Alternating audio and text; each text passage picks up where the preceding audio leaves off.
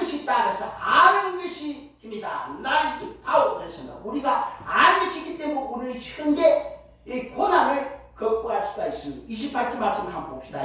우리가 알거니와 하나님을 사랑하는 자, 곧 그 뜻대로 부르심을 입은 자들에게는 모든 것이 합력하여 선을 이루느니라. 아멘. 우리는 연약해서 고난당할 때 마땅히 빌바를 알지를 못합니다. 그러나 우리가 아는 것이 한 가지가 있습니다. 무엇입니까? 하나님은 모든 것이 합력하여 선을 이루게 하신다는 것입니다. 왜 내가 이 고난을 겪어야 하는가? 이 고난의 의미가 무엇인가? 우리가 고난을 겪을 때 그것을 몰라서 참으로 괴롭습니다. 바로 우리가 어떻게 기도해야 할까를 몰라서 그저 엎드려 주여 주여 하면서 소리 낼 때가 한두 번이 아닙니다. 그러나 지나고 보면 하나님의 선하신 뜻이 그 가운데 있었구나. 하나님께서 그래서 그때 나에게 이런 고난, 우리 가정에 이런 고난을 주셨구나 하면서 그 사실을 깨닫고 감사할 때가 많이 있습니다. 우리 하나님은 모든 것이 합력하여 선을 이루시는 하나님이십니다.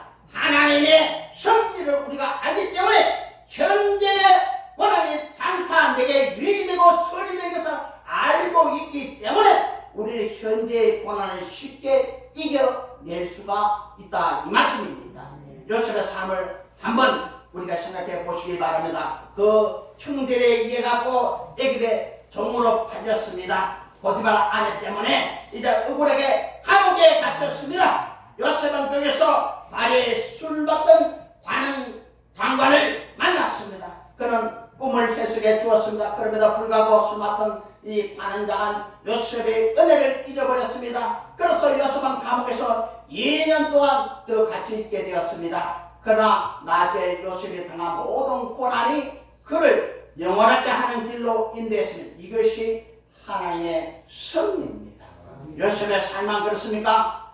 바로 욥의 삶을 통해서도 우리가 알 수가 있습니다. 아브라함의 삶을 통해서도 우리가 알 수가 있습니다. 야곱의 삶을 통해서도 우리가 알 수가 있습니다. 우리가 지나간 체험을 통해서 우리가 얼마든지 하나님의 섭리를 알 수가 있는 것입니다. 예수님의 십자가 사건도 마찬가지입니다. 우리가 예수님의 십자가 자체만 생각하면 그것은 아주 저주스러운 것입니다. 본시 십자가는 죄수들에게만 주어지는 형벌이었기 때문입니다.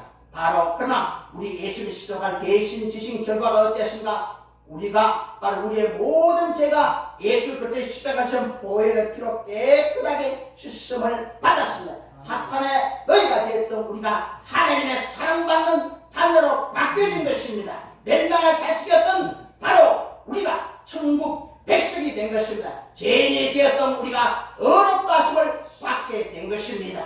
이것이 바로 하나님의 섭리인 것입니다. 모든 것이 합력하여 선을 이루게 하시는 하나님의 역사인 것입니다. 누구에게나 다 그렇습니까? 아닙니다. 모든 것이 합력하여 선이 되는 것은 하나님을 사랑하는 자, 바로 뜻대로 부르심을 입은 자들에게만 그렇다는 것입니다. 우리는 하나님을 사랑하는 자들입니다. 세상을 사랑하지 않습니다. 왜 그렇습니까? 우리는 하나님의 뜻 안에서 하나님의 자녀로 부르심을 입은 자들이기 때문입니다. 자녀가 아버지를 사랑하는 것은 너무나도 당연한 일인 것입니다. 그러나 예수 그리스도 밖에 있는 사람들은 하나님의 자녀로 부르심을 입지를 못했습니다. 그들은 하나님을 사랑할 수가 없습니다. 그러니 그들은 어쩔 수 없이 세상을 사랑할 수밖에 없습니다. 그러나 우리는 하나님의 사랑받는 자녀로 부르심을 입은 자들입니다. 하나님이 우리를 얼마나 사랑하시는데 왜 하나님이 우리를 나쁜 길로 인도하시겠습니까? 독생자 예수 그리스도를 아낌없이 우리에게 내어주신 하나님이십니다. 하나님은 마치 우리 한 사람만 사랑하는 것처럼 우리 각자가 모두를 사랑하시는 것입니다. 하나님은 절대 우리를 나쁜 길로 가도록 내버려 두지 않으십니다. 그저 선한 길로 인도하시는 것입니다.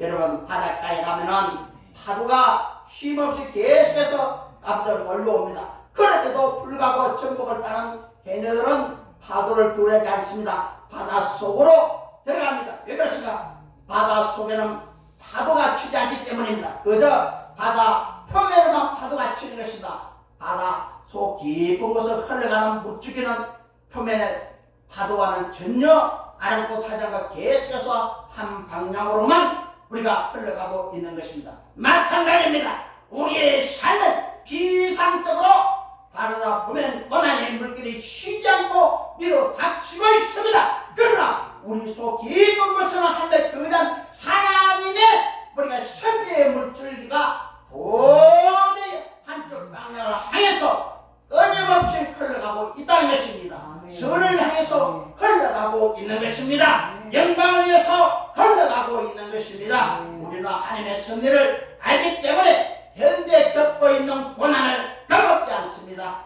우리는 모든 것에 합력하여 선을 이룬다는 사실을 알기 때문에 현재 고난도 우리가 다들 극복할 수가 있습니다.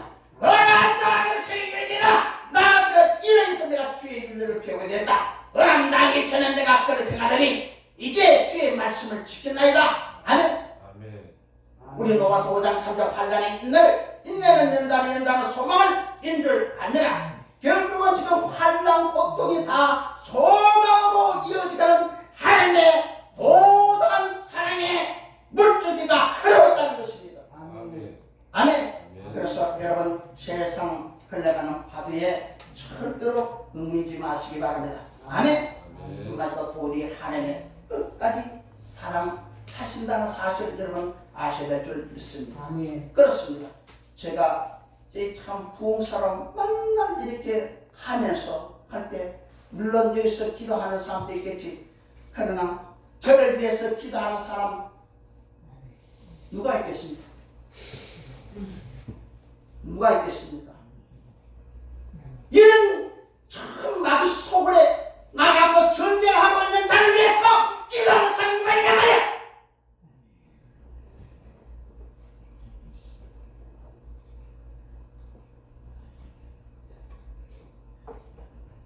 그렇습니다. 정말 한심하게 짝이 없습니다.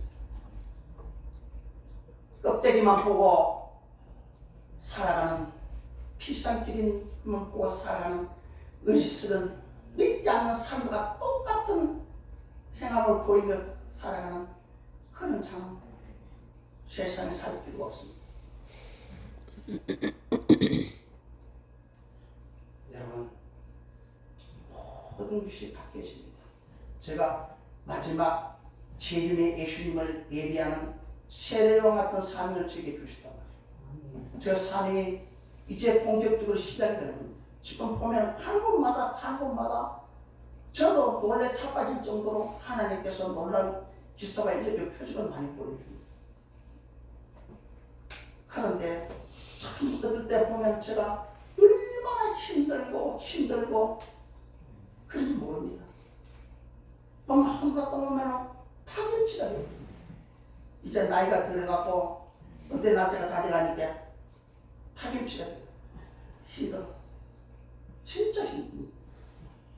아무 꼼짝달싹 할 수가 갔다 오면 할 수 없을 정도. 저는 또 사람들이 가라면 그냥 대충 넘어가는 것이 아닙니다. 그냥 하든 말든 그건 상관없이 제가 최선을 다해서 기도해 줍니다. 그러고 나오면 제 육신은 완전히 망가뜨려집니다. 그래서 기도가 필요합니다. 여러분도 저로부터 고침을 받은 사람들, 저를 위해서 제가 한 것이 하나님의 은혜입니다. 저를 위해서 기도하셔야 됩니다. 아멘. 기도하셔야 됩니다. 그러면 하나님을 배반하는 겁니다. 아멘. 여러분 기도하세요. 아멘. 그러면 하나님께서 다 역사하실 수 있습니다. 세 번째로 우리가 영원하게 되는 것은 하나님의 뜻입니다. 하나님이 미리 작정하신 것입니다. 바로 전능하신 하나님, 알파와 오메가가 되시는 하나님이 작정하시고 인도하시는데 누가 그 뜻을 감히 거역하겠습니까? 이미 우리는 영원하게 되기로 작정된 자들입니다. 하나님은 반드시 이루어야 마시는 것입니다. 29절부터 30절에 보면은 바로 여기 보면 구원의 5가지 과정으로 단계를 설명해서 나타내 주고 있는데 우리 29절부터 30절 다 같이 시작. 하나님이 미리 아신 자들로 또한 그 아들의 형성을 본받게 하기 위하여 미리 정하셨으니 이는 그로 많은 힘대 주서 마다리 되게 하려 하심이니라. 또 미리 정하신 그들을 또한 부르시고 부르신 그들 또한 어렵다 하시고 어렵다 하신 그들 또한 영화롭게 하셨느니라. 첫째로 미리 아신다는 것입니다. 둘째로 미리 정하셨습니다. 셋째로 부르시고 넷째는 어렵다 하시고 다섯 번째는 영화롭게 하셨느니라. 이 5가지는 독립되어 있지가 않습니다. 바로 하나의 고리로 서로 연결이 되어 있습니다. 한번 봅시다. 미리 아신 그들을 미리 정하셨습니다. 미리 정하신 그들을 또한 부르셨습니다. 부르신 그들을 또한 어렵다 하셨습니다. 어렵다 하신 그들을 또한 영원하게 하셨습니다. 모두 연결고리가 되어 있습니다. 그런데 이 5가지 단계의 주가 누굽니까? 주가 누굽니까? 사람은 우리가 하는 일이 무엇입니까? 전혀 없습니다. 아멘. 모든 것은 하나님의 주도하에서 하나님이 일방적으로 밀고 나시다는 것입니다. 그러므로 5가지 고리는 절대 끊어지는 법이 없습니다. 중단되는 법이 없습니다. 하나님이 미리 정하셨으면 반드시 하나님의 자녀로 부르신다는 것입니다. 바로 부르시기는 하셨는데 어렵다고 하시지 않는 경우는 결코 없다는 겁니다. 바로 일단 어렵다 하시면 반드시 영원하게 하시는 것입니다. 하나님이 하시는 것이기 때문입니다. 그래서 우리가 이 5가지 단계를 가리켜서 더 골든 체인이라 했습니다.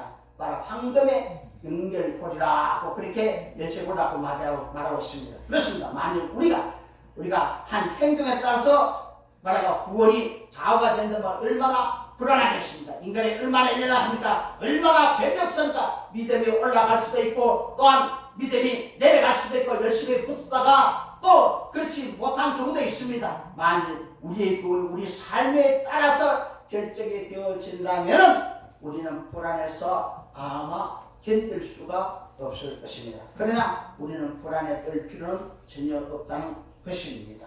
안심할 수가 있습니다. 왜 그렇습니까?